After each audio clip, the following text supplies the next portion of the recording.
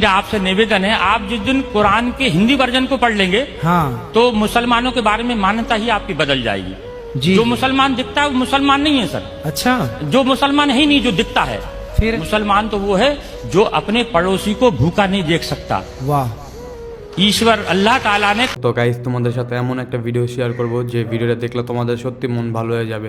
তো গাইস ভিডিওটা হলো আমাদের একজন মুসলমান ভাই একজন হিন্দু পণ্ডিতকে কত সুন্দরভাবে ইসলামের ব্যাপারে বুঝিয়েছে। তোমরা ভিডিওটা না দেখলে বিশ্বাস করবে না, ভিডিওটা দেখো। आपसे निवेदन है, आप जिस दिन कुरान के हिंदी वर्जन को पढ़ लेंगे हाँ तो मुसलमानों के बारे में मान्यता ही आपकी बदल जाएगी। जी जो मुसलमान दिखता है वो मुसलमान नहीं है सर। अच्छा जो मुसलमान है ही नहीं, जो दिखता है फिर मुसलमान तो वो है जो अपने पड़ोसी को भूखा नहीं देख सकता।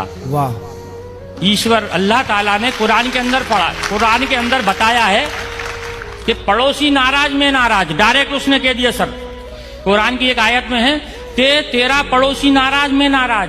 जी अगर इस बीच अगर तेरा पड़ोसी नाराज है तो तू तेरे द्वारा किया गया पूजा पाठ वो मैं कबूल नहीं करूंगा, तेरे सर से ऊपर नहीं उठाऊंगा। मतलब मानव जाति की सेवा सबसे बड़ी सेवा सबसे बताई बड़ी कुरान में। ये आइडेंटिटी है। ये जी जी कुरान जो फिर है फिर क्या फिर ये बकरों की बलि की प्रथा। हाँ, इब्राहिम अलैहिस्सलाम ने जी जब उनने ईश्वर ने शैतान ने उनको भड़काया जी तो ईश्वर ने कहा कि मेरा सच्चा बंदा होगा तो मुझे नहीं छोड़ेगा। जी शैतान से कहा मुझे नहीं छोड़ेगा ये, जी जी आप उसके लिए बेफिक्र रहो, मेरा सच्चा बंदा है, मेरी इबादत करेगा। जी फिर उनको औलाद पैदा होती है। हाँ इंसानी कल्ब के अनुसार स्वार्थी होता है इंसान। जी जैसी औलाद पैदा हुई तो वो ईश्वर की आराधना में थोड़ा लापरवाही करने लगा, बिल्कुल तो भूल शैतान जाता है। भूल जाता है क्योंकि 60 साल की उम्र में जिसको बच्चा पैदा हो जी। उसकी कितनी खुशी होगी। बिल्कुल तो बिल्कुल उसमें उन्होंने उसमें लापरवाही कर दी। शैतान ने जाके ईश्वर से कहा हाँ कि ये ईश्वर देखा मैंने तुझसे कहा था इसको मत दे, हाँ लेकिन ईश्वर के नहीं नहीं मेरा सच्चा बंदा है,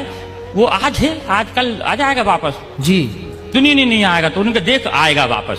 तो ईश्वर ने आप इब्राहिम अलैहिस्सलाम को ख्वाब में जो है एक बशारत दी कि ए इब्राहिम कुर्बानी, कहा कुर्बानी हाँ शब्द कहे तो इब्राहिम अलैहिस्सलाम ने उस वक्त के हिसाब से 100 ऊंटों को जुबा कर दिया, कुर्बान कर दिया। 100 ऊँटों को 100 ऊंटों को कुर्बान कर दिया क्योंकि अल्लाह की तरफ से कुर्बानी, कुर्बानी का मतलब होता है अपने लिए किसी चीज का त्याग कर देना। कुर्बानी का मतलब ये नहीं जानवर को काट देना, अच्छा। अपने लिए त्याग कर देना किसी चीज का, उसका नाम कुर्बानी है। अपनी बुराइयों का त्याग कर दे। हाँ ठीक तो है। फिर इसके बाद ऐसे करके 3 दिन तक उनको ख्वाब आए।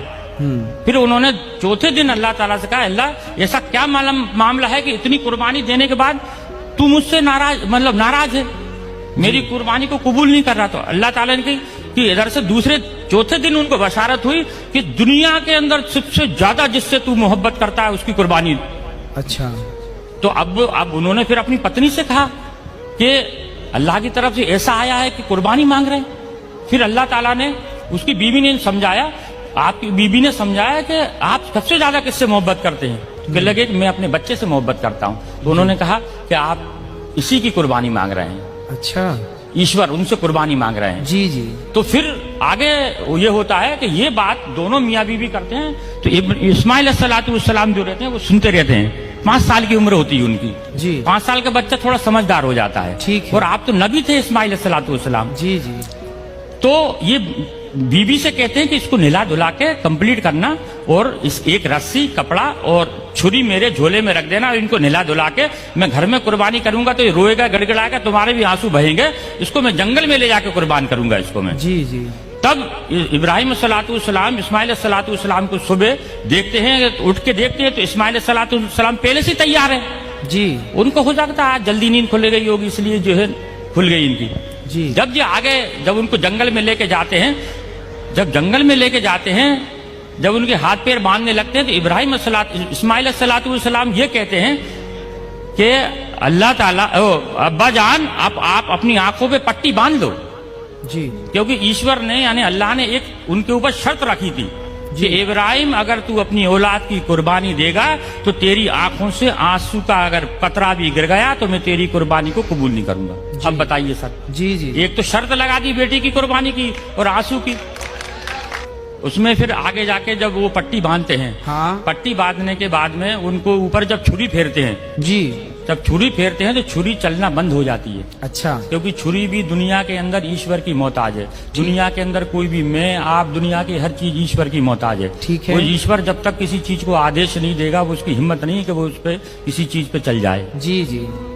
फिर जब वो जबरदस्ती फेरते हैं तो मैं की आवाज आती है सर, मैं। ये सब किताबों के अंदर लिखा है। जी जी। मैं की आवाज आती है तो देखते हैं कि मेरे बेटे के अंदर से मैं यानी घमंड, अभिमान। मैं का कुरान का मैं अगर लिखा है, मैं का मतलब होता है घमंड, जी कि मेरे बच्चे के अंदर से मैं की आवाज आई। जी। तो वो जब कपड़ा हटाते हैं तो देखते हैं कि एक जो है भेड़ का बच्चा है जो नीचे पड़ा हुआ है और इस्माइल सलाम दूर खड़े हैं। अच्छा सिर्फ ईश्वर की परीक्षा थी वो, जी, मकसद था सिर्फ परीक्षा लेना। परीक्षा लेना। अब वो पूछते हैं इस्माइल से, अल्लाह से पूछते, अल्लाह आपने एक तो ये कटवा दिया, हाँ। आपने परीक्षा ली, जानवर का क्या करना है?